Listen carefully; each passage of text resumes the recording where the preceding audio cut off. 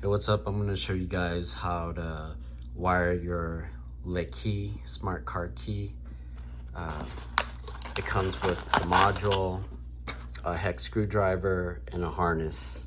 The harness comes usually with the ends already pre-stripped, so you can just solder it directly to your key. Okay. And then this is the actual module that you leave in your car. It has 2 batteries. These are either AA or AAA, I forget. And then here are the buttons for you to use, and if it was on, you'll see it blinking. And there's an on-off switch. And then what you'll see here is this is where you'll plug in this harness right there. You'll plug it into here. After you do the wiring, you'll unscrew this side. Actually, you'll unscrew this side, and then you put your key with the harness, you know, however you wire it, key in the harness inside, and then you plug it into that slot right there. Okay. All right, so this is what the manual says in terms of the colors. You got positive, negative, unlock, lock, panic or car finding button, and then trunk release. So these are the colors that coordinate with it. And then so on a 4Runner, I actually don't have a power lift gate, so no trunk opening. So I'll just be wiring the unlock, lock, and panic. And so if you pry open your key fob, this is what it looks like, with the caveat that there usually are black buttons here in between the 4 soldering slots.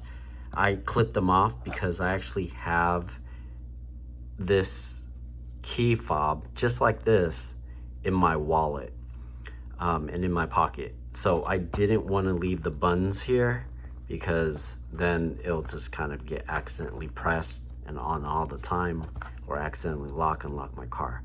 So that's why I clipped it. So if you clip it, it won't work.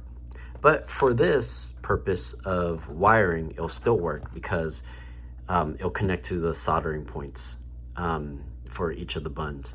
So on the key fob, this is going to be your lock. This is your unlock.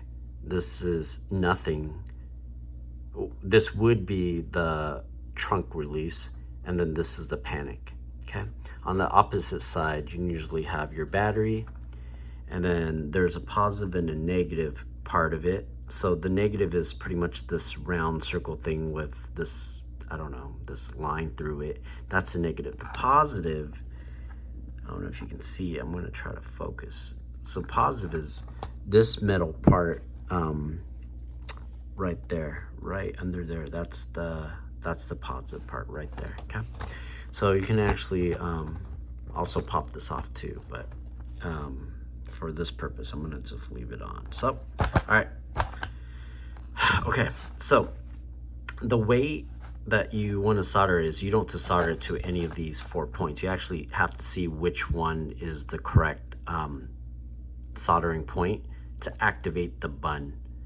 So the way you would do that is you would take a multimeter, voltmeter, and then you would put it at ohms, and then you would put the negative here, and then you would just go through each of these 4 soldering points and then seeing where there is resistance. If there's no resistance, or then there's, you know, and it doesn't beep, then it's not an active slot. So if you have a 4Runner, specifically I think it's probably a 2020 or 2021 and up, because mine's a 2022, these are the soldering points. Okay. And so for green lock, it'll be this upper left one. So, you know, you'll just take it, make sure you strip the wire if it's not already stripped for you, and then you would just go ahead and solder it to, I'm trying to do it with one hand, you'll just solder it to this upper left hand point like that, okay? Again, you make sure this is stripped, right? And you'll solder it there, okay? For unlock, you can either use one of the top 2. I use the top left and it worked fine. And then the bottom right is where the trunk release would be, but again, I have a manual lift gate, so it doesn't work, so I didn't solder anything there. And then panic would be upper right hand corner, okay? And now on the flip side, again, this part right here is the negative, and this little metal thing that's sticking out, that's the positive, okay? So those two are probably going to be the hardest part to solder, just because there's no soldering points, but you got to solder it so it would stay put. So I would recommend try to put some solder, be creative, put extra solder, and then just put electrical tape around the whole thing or over it, so hopefully it stays in place, okay? All right, so those are the soldering points for this. The app works well. You got to set the proximity, and then when you walk away, you know, you can make it where you walk away 5 feet and then it'll auto lock, or you can make it where you walk away 10 feet, 20 feet, and then it'll, you know, auto lock for you, and then vice versa. When it comes close, it'll just unlock.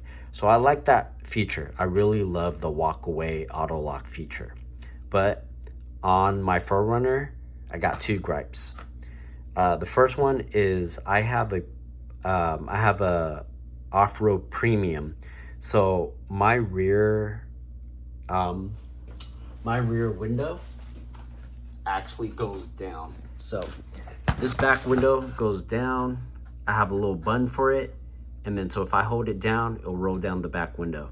So I love that feature. Unfortunately, because the way this works, it's only when the Bluetooth is nearby, it will do a lock or unlock. This doesn't stay on 24/7, okay? If it does, then it's glitchy, okay? And so because of that, I was not, you know, I like using my back window with the button, with the key, you know, in my pocket. But if you have one of the other 4Runners where you actually have a physical key and then you could turn it, then yeah, then, you know, maybe you would want to use this for all the other features, okay? The other thing is you can actually have multiple keys in multiple cars and use one phone, but you can't have this and multiple, you can't have one key with multiple users. Meaning, like, if you know, myself, I have this on my phone, and let's say my partner also needs to use the car too, it can only be registered to one app. So that really sucks. If they had multiple users for one key, then I think that this is a win. Well, but then again, if you're the only one driving your car, then this is still a win, okay? The other thing is I do recommend maybe also putting your secondary key, hide it somewhere inside, you know, your car, and take out the battery just in case this ever fails. Or, you know, you lose your phone and you can't access your I don't know, your key. But I also have the remote start, so I can unlock my car using the CarLink app. So there's a lot of, I guess, fail-safe for me to use this. But rolling down the back window is huge for me. I have a tight parking space and I back it in, so there's a wall here. And sometimes I need to get something from, you know, the cargo space, and I can't open up the tailgate. I could just roll down the window and grab something. Now, if I want to do it now with this installed, I actually have to get into my car, press, you know, the accessory mode, and then roll down the window, and then come back here, grab whatever I need, and then go back in, roll up the window, and then, you know, turn off the car. Now, you know, I really prefer the convenience. I do love the walk away feature of the auto lock, but, you know, the roll down window, you know, is a must for me. So that's pretty much my review of this. I do recommend it, but at the same time, if you have a 4Runner, it may not be the best.